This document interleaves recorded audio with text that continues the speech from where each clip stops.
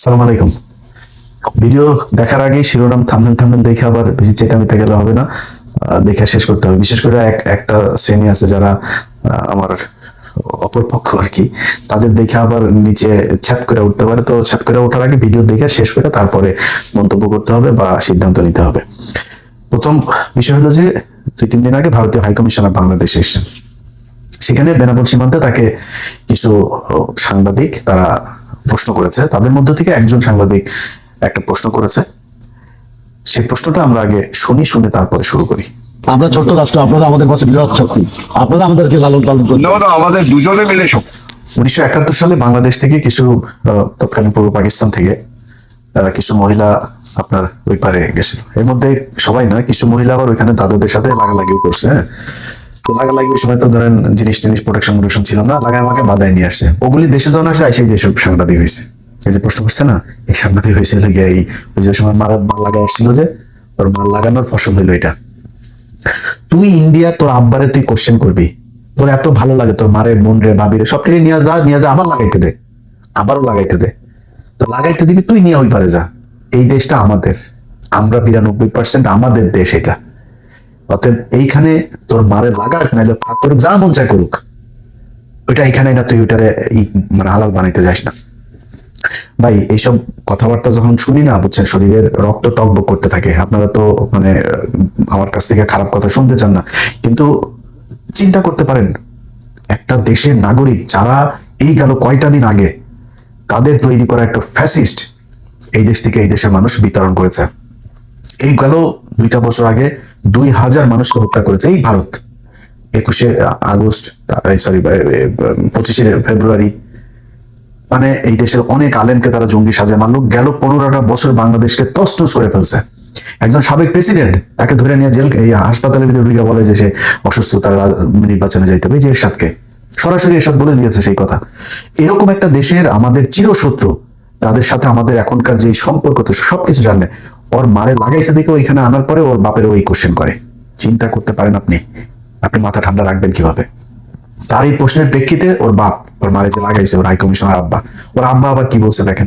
মনে হচ্ছে না যে আমি বাংলাদেশ এসেছি। একটা ক্রিকেট টিম যদি মিলেমিশে হয়ে যায় কি কত ভালো হবে। আমাদের যা পপুলেশন আছে 140 কোটি, আর ওতে আমি 20 কোটি অ্যাড করে দিই, তাহলে 160। আমি যা এখানটা করতে চাই ওইটা 140 নয়, 60 অ্যাডেড, এখান থেকে 20 অ্যাড করে দিচ্ছি, তাহলে যা হবে একসঙ্গে হবে। বুঝেছো?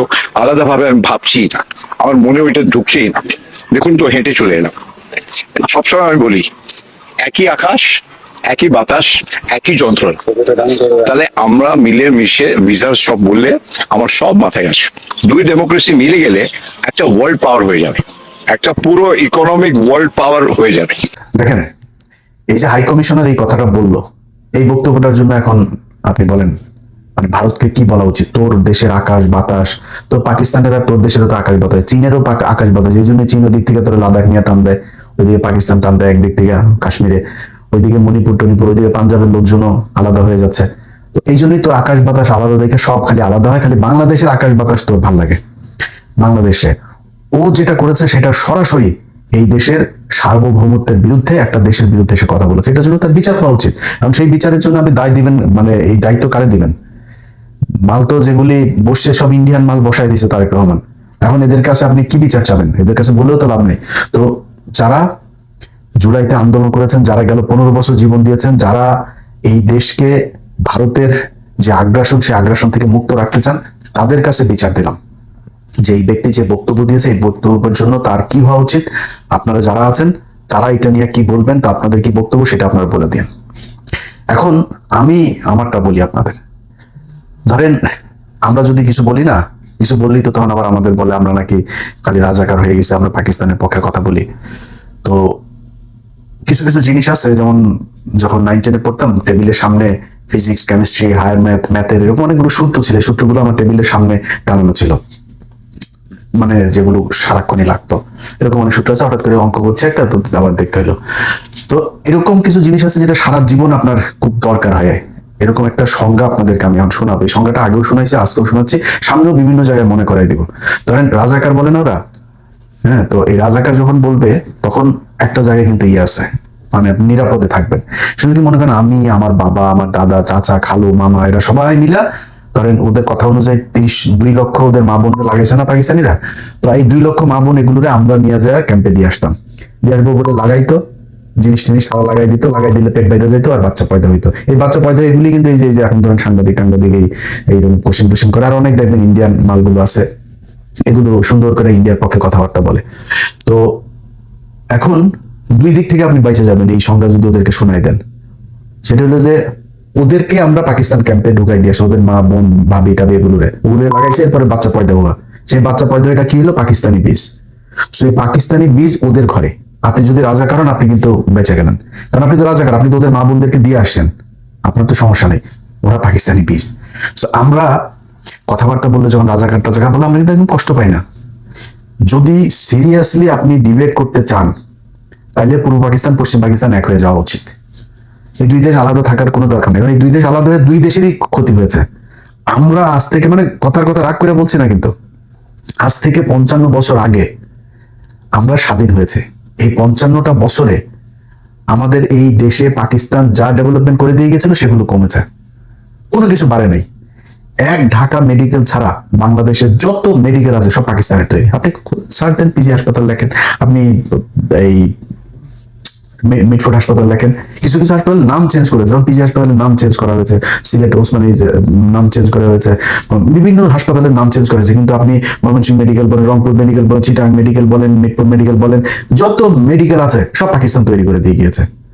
বাংলাদেশের আপনি হাইওয়ে লেখেন, সার্চ দেন, ঢাকা চিটাং হাইওয়ে, ঢাকা খুলনা হাইওয়ে লেখেন, ঢাকা রংপুর হাইওয়ে লেখেন, সব কয়টা দেখবেন 1961, 63, 62 সব আইয়ুব খানের আমলে, বেশিরভাগই আইয়ুব খানের, যত ডেভেলপমেন্ট সব আইয়ুব খানের আমলে।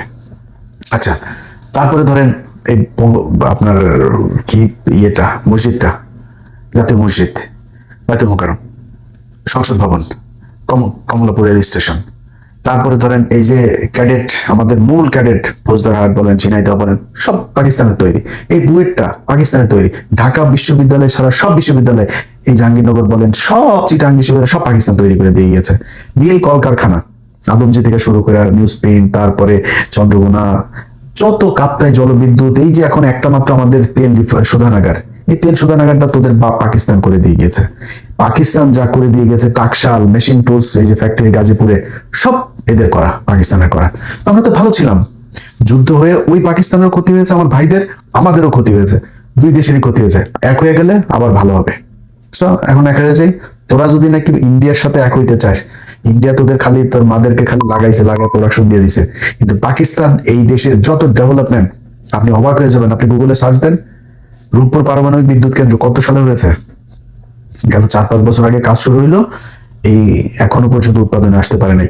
1961 সালে পাকিস্তান এই রূপপুর পারমাণবিক বিদ্যুৎ কেন্দ্রের প্রকল্প পাশ করে গিয়েছে। 1961 সালে লেখেন আপনি রূপপুর পারমাণবিক বিদ্যুৎ কেন্দ্র, এরপরে যান ওটা উইকিপিডিয়াতে যান, উইকিপিডিয়াতে যায় তারপর ওইটার ইতিহাসে যান, দেখবেন ওইটার ইতিহাসে কি লেখা আছে। আমার মুখের কথা শোনার দরকার নেই, আপনি উইকিপিডিয়াতে যান।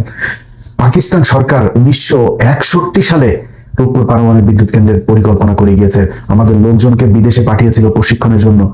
আপনি চিন্তা করতে পারেন যে পাকিস্তান সেই 1961 সালে এই পূর্ব পাকিস্তানকে কি বানাতে চেয়েছিল? যুদ্ধ করে 2টা দেশই সেই 71-এ ভারত পাকিস্তান যুদ্ধে ধ্বংস হয়ে গেছে। আমরা তো ধ্বংস হয়েছি, ধ্বংস হয়ে আমাদের স্বাধীনতা সব শেষ, ওরা স্বাধীনতাটা নিয়ে আসছে, অর্থনৈতিকভাবে ধ্বংস হয়ে গিয়েছে। এই হয়েছে আমাদের বাস্তবতা। এই বাস্তবতা আমরা আবার এক হয়ে যাই, গেলে আবার ঠিক হয়ে যাবে। সমস্যা কোথায়? চিকেন নেকটা এদিক দিয়ে খাই দিব, তারপর ওইদিকে মণিপুর টনিপুর ওরা সুন্দর হয়ে যাবে, ওইদিকে পাঞ্জাব ধরেন এক চান্সে এদিকে স্বাধীন হয়ে যাবে, ওইদিকে লাদাখ মাদাখ অরুণাচল যা আছে চীন আরেকটু ধাক্কা দিয়ে নিয়ে নিল, পাকিস্তান আজাদ কাশ্মীর আর জম্মু কাশ্মীর 2টাই পাকিস্তান নিয়ে নিল, ব্যাস শেষ খেলা। আর ওদেরকে ওদের এই যে বিশাল বড় বড় করে না, এদের পশ্চিম বাংলা থেকে অনেক মানুষ পাকিস্তানের সাথে ছিল, মমতা দিয়ে এখন আরামসে চলে আসবে আমাদের সাথে, নিয়ে নেই। সমস্যা কোথায়? নিয়ে ওদেরকে পাকিস্তান এখন যেটুকু আছে ওইটুকু বানাই দিয়া পরে আমরা 2 পাকিস্তান মিলে ওদের চারিদিকে একটু ধরি চাতা দিয়া, সমস্যা নাই তো। তো তোমাদের কাছ থেকে আমাদের এইসব কথাবার্তা শোনার জন্য আমরা এত মানুষ এই গেল 15 বছরের জীবন দেয় নেই। কথাবার্তা বলতে গেলে খুব হিসাব করে বলতে হবে। পাকিস্তান বললেই চ্যাট করে ওঠার কিছু নাই। আমরা কোনোদিন বলি নাই যে আমরা পাকিস্তানের সাথে এক হইতে চাই, পাকিস্তান আমাদের সাথে আসুক, পাকিস্তান আমাদের বাপ লাগে, আমরা কোনোদিন বলি নাই। পাকিস্তানকে আমাদের দরকার, আমাদের পাকিস্তান দরকার। আমার সাথে আমি মার্কিন যুক্তরাষ্ট্র ইউএসএ কে আমার দরকার, ইউএসএ আমাকে দরকার, আমার ইউএসএ কে দরকার, আমার চীনকে দরকার, টার্কি, যার সাথে আমার একমাত্র শত্রু হলো এই পৃথিবীর মধ্যে ভারত। এছাড়া আমার দুনিয়ায় কোনো শত্রু নেই। ব্যাস, কথা একদম পরিষ্কার। এদের পক্ষে যে যারা কথা বলবে তাদের পয়দা হয়েছে ওর মা বোনরা ছিল ওই পারে 71-এ, আর আরেকটা হইলো গিয়া আপনার এই কি বলে এই যে মিডিয়াতে আপনি দেখেন এই মুহূর্তে বিশেষ করে এই যে সাংবাদিক প্রশ্ন করে, এরকম সাংবাদিক কিন্তু মিডিয়াতে অভাব নেই। এরা গেল 15 বছরে হাসিনার পা চেটেছে, তাদেরকে এখন পর্যন্ত সরানো হয়নি এবং এরা এখন খাপটি মেরে আছে, কিচ্ছু বলে না। আমি একদিন আগে বিডি ক্রিক টাইম, এই বিডি ক্রিক টাইম, সম্ভবত বিডি ক্রিক টাইমে এদের একটা পেজ, ওমা তারা এই জাইমা রহমানের একটা ছবি দিয়েছে। জাইমা রহমান হা করে আসছে, তার মানে দাঁতগুলো খুব বাজে। ভাই আমি হাসি দিলে আমার যদি আপনি 10টা ছবি তোলেন, আমার কোনো জায়গায় খুব বাজে লাগবে, কোনো জায়গায় একটু ভালো লাগবে, কোনো জায়গায় অনেক ভালো লাগবে, কোনো জায়গায় অনেক খারাপ লাগবে। তা আপনি হিসাব করে একটা ছবি ব্যবহার করতে হবে, তাই না? পুরো মুখটা হা করে মানে একটা বিকৃত একটা ছবি দিয়ে তারপরে এটা এমনি না, গতকালকে একটা পোস্ট করেছে এটা নিয়ে। এটা এমনিতেই হয় নাই। এর আগে খালেদা জিয়া যখন ক্ষমতায় ছিল, খালেদা জিয়া পাটা ঘুরিয়ে হাঁটছিল, এই মুন্নি সাহা সেই ভিডিওটা নিয়ে তার নিউজের মাঝখানে অপ্রাসঙ্গিক ভাবে তার এই পায়ের মুভমেন্টটা সে এখানে চালিয়ে দিয়েছে, সেটা নিয়ে আর মানে সমস্যা হয়েছিল পরে। যাই হোক, তো এদেরকে চিহ্নিত করতে হবে। বিএনপি যদি মনে করে যে সব আপনাদের লোক, জীবনে যদি ওদের হাতে সুযোগ আসে তখন বুঝাই দিবে ওরা কাদের লোক। এই যে সাংবাদিক প্রশ্ন করেছে তার বিচার হইতে হবে। এই যে ভারতের হাই কমিশনার খনিকের ছেলে, এই খনিকের ছেলে যে এখানে আসছে, এরে আপনার বিচার করতে হবে, এর কাছে কৈফিয়ত চাইতে হবে যে এক আকাশ এক বাতাস